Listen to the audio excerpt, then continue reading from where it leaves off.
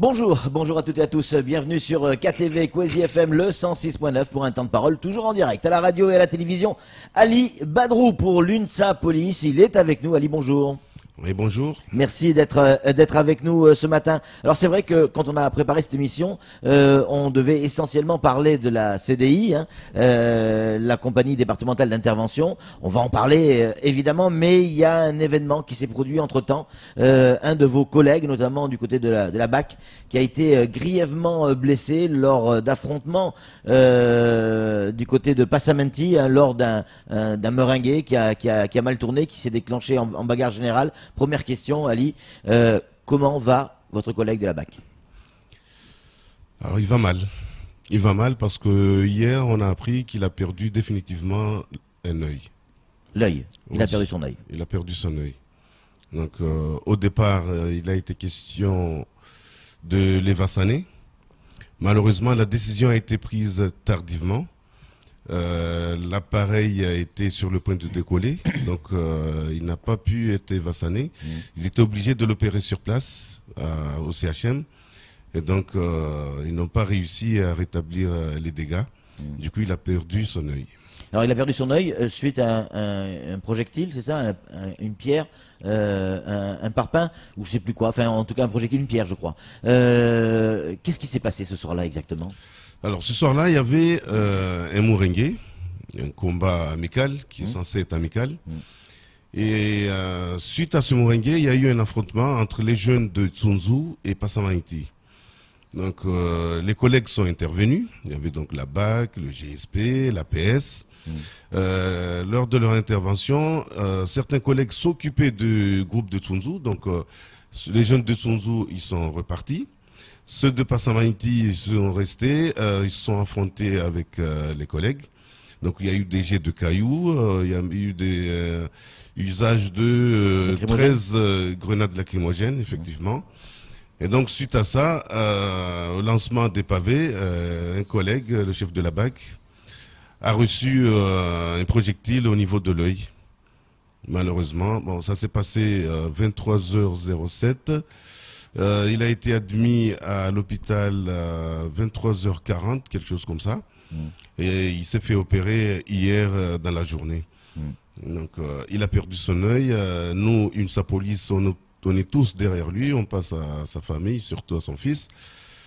On est vraiment énervé, on est en colère, parce que c'est pas la première fois que ça arrive à des policiers.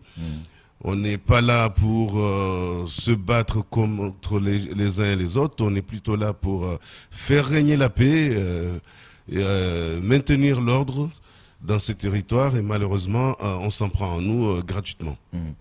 Évidemment, on reviendra sur les conditions de cette agression et les moyens de protection que peuvent avoir nos policiers, parce qu'il existe des moyens de protection, on le voit à l'antenne, alors on n'est pas des spécialistes, mais des boucliers, des casques, des gilets pare-balles. Or, la BAC ne peut pas tout le temps être en tenue de maintien de l'ordre, en quelque sorte, et quand ils interviennent, au début, ils sont souvent en t-shirt, short et basket.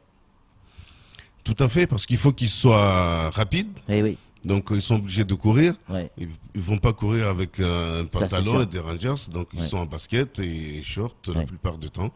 Ou pantalon et basket.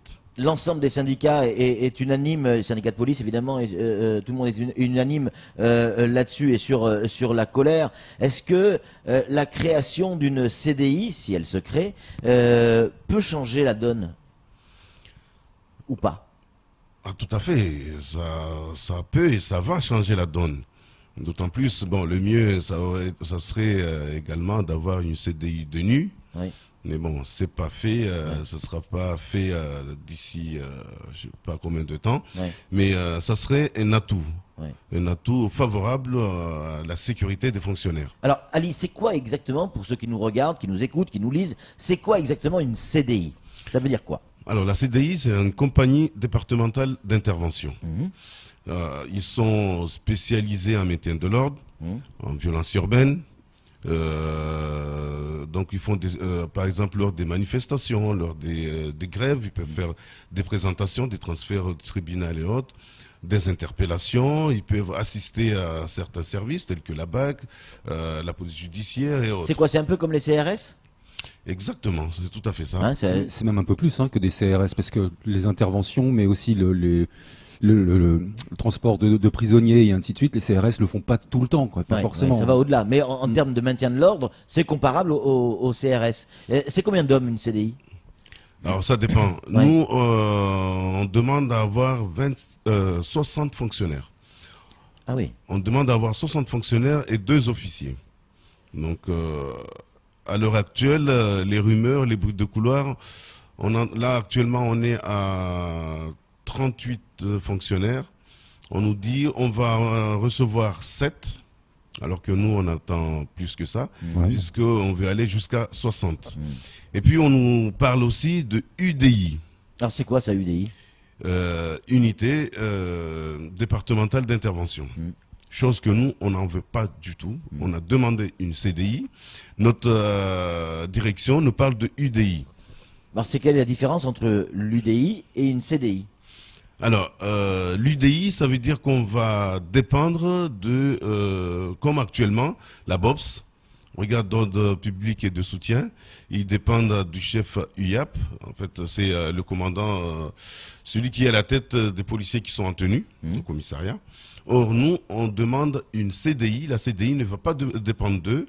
La CDI, c'est une structure à part, autonome, en quelque sorte, avec un commandant ou un capitaine, avec un lieutenant. Donc, on a besoin de 2 officiers expérimentés, avec expérience en maintien de l'ordre et violences urbaines et autres.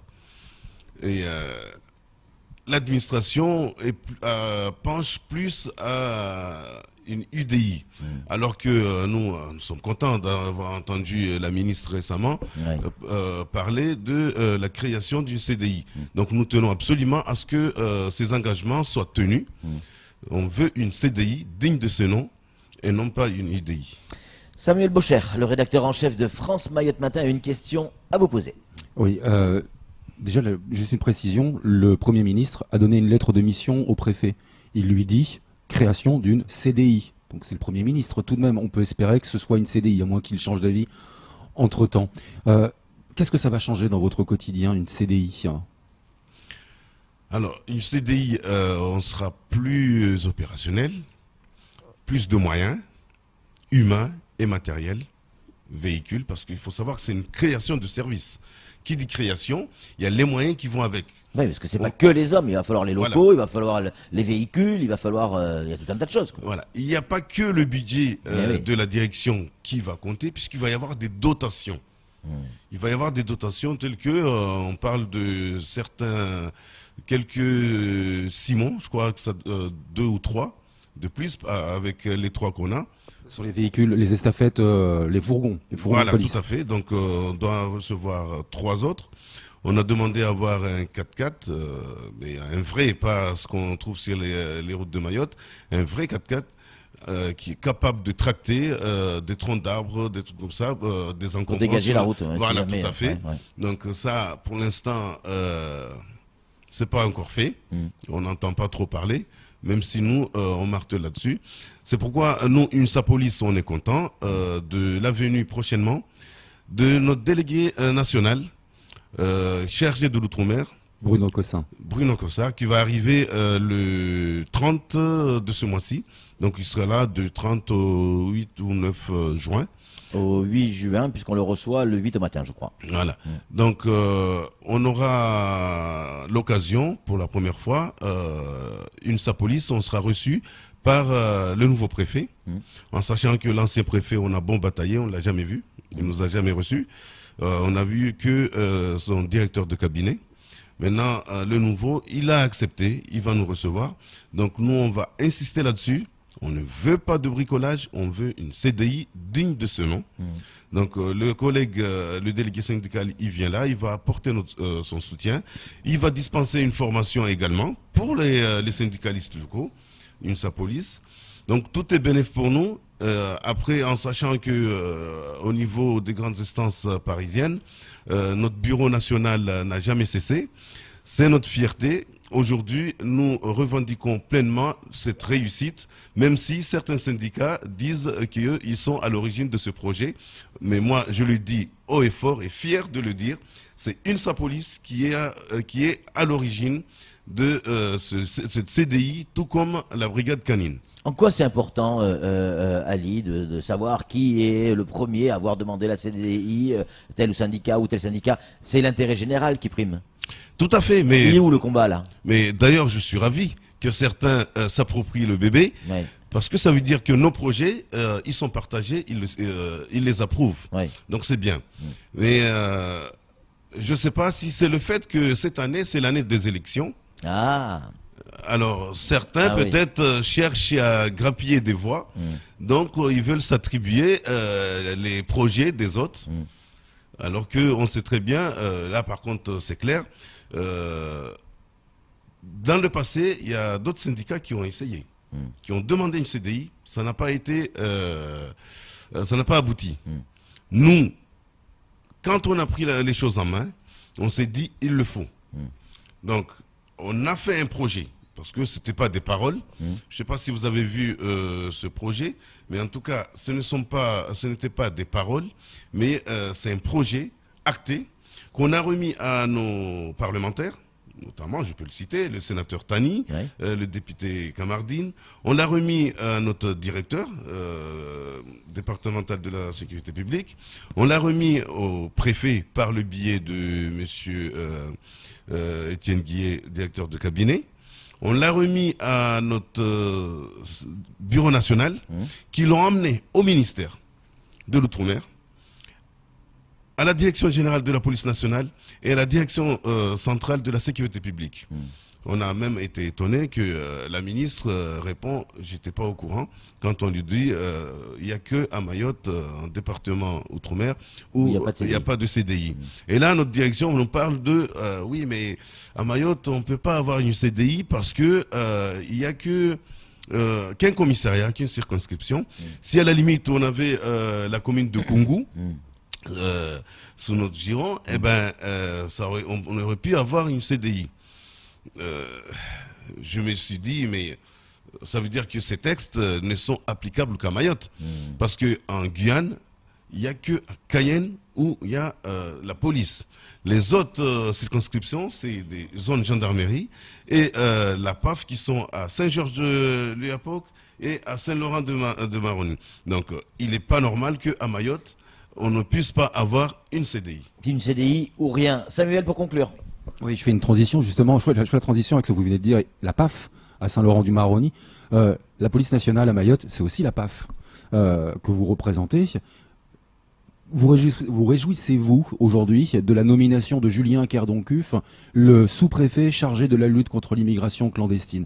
C'est la première fois en France que ça arrive. Est-ce que ça va vous aider dans vos actions? Alors nous, je peux pas dire ça va nous aider ou ça va pas nous aider puisque on n'aura pas affaire directement à lui. Nous, on a affaire à nos différents directeurs, le DDPAF et le DDSP, qui eux, ils auront certainement des comptes à rendre au sous-préfet. Donc, bon, peut-être on sera amené à avoir des entretiens avec. Mais pour l'instant, l'émission, bon, on n'a pas trop connaissance de ses véritables missions. On nous parle de l'immigration clandestine. Donc, oui, si c'est ça, forcément, on sera amené pour des moyens, notamment au niveau de la PAF. Merci beaucoup Ali Badrou. On rappelle, vous êtes le représentant donc de l'UNSA INSI à Mayotte, en tout cas sur ce plateau. Merci d'avoir répondu à nos questions et d'être venu sur ce plateau. On a bien compris votre message. Une CDI, sinon rien. C'est tout pour ce temps de parole. Tout de suite, la suite de nos programmes.